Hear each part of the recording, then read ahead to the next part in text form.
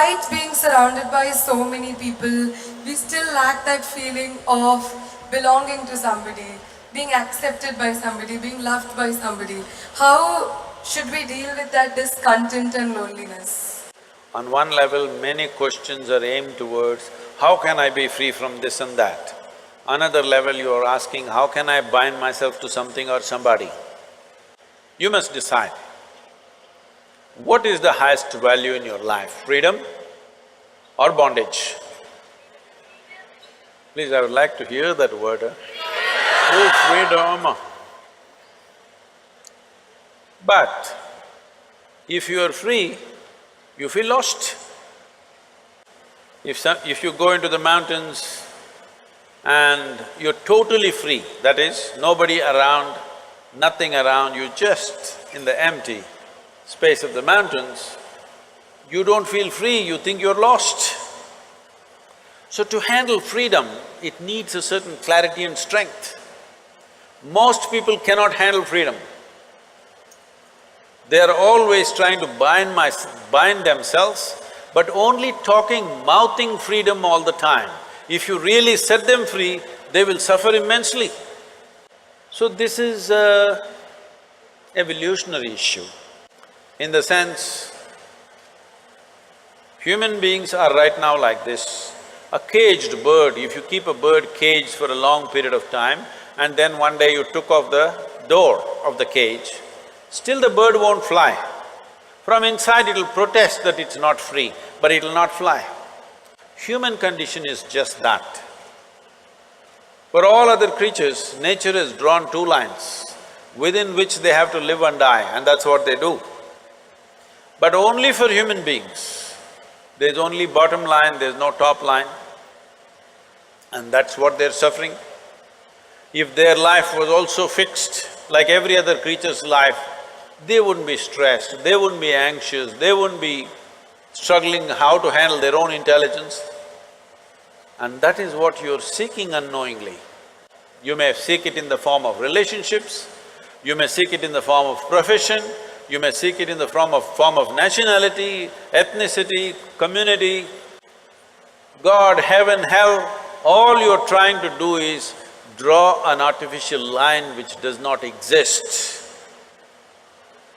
Because freedom needs courage. Freedom needs a certain madness. If you're very sane, you cannot be free because you will go between the two lines of logic. To be free, it takes a lot of strength. That if you… First of all, what needs to happen if you want to be free is, do you understand that all human experience has a chemical basis to it? Hello? What you call as joy is one kind of chemistry, misery is another kind of chemistry, stress is one kind of chemistry, anxiety another kind of chemistry, agony one kind of chemistry, ecstasy another kind of chemistry, at least ecstasy you know it's another kind of chemistry. I hear. So, your experience of life has a chemical basis to it. This is the most superficial way of looking at it. There are other dimensions to it, but for your understanding. Or in other words, what you call as myself right now, you're a chemical soup. The question is only, are you a great soup or a lousy soup? Yes or no? Right now, if you have a chemistry of blissfulness, if you close your eyes, it's fantastic, if you open your eyes, it's fantastic, if somebody is here, it's fantastic, nobody is here, it's very fantastic. Yes or no? But you have a lousy chemistry. If you look at them, if they smile at you, it's nice, not fantastic. If they look at you like this, suddenly it's a problem. If these people are happening just the way you want, your chemistry is reasonably balanced. If they do something that you don't like, boom, it goes somewhere else. So essentially, you have not looked at this mechanism, what is the basis of this, how it functions, how I can make it function at its highest level. Right now, let's say you really blissed out like me. Do you care who is around, who is not around? If they're around, it's fantastic. They're gone, fantastic.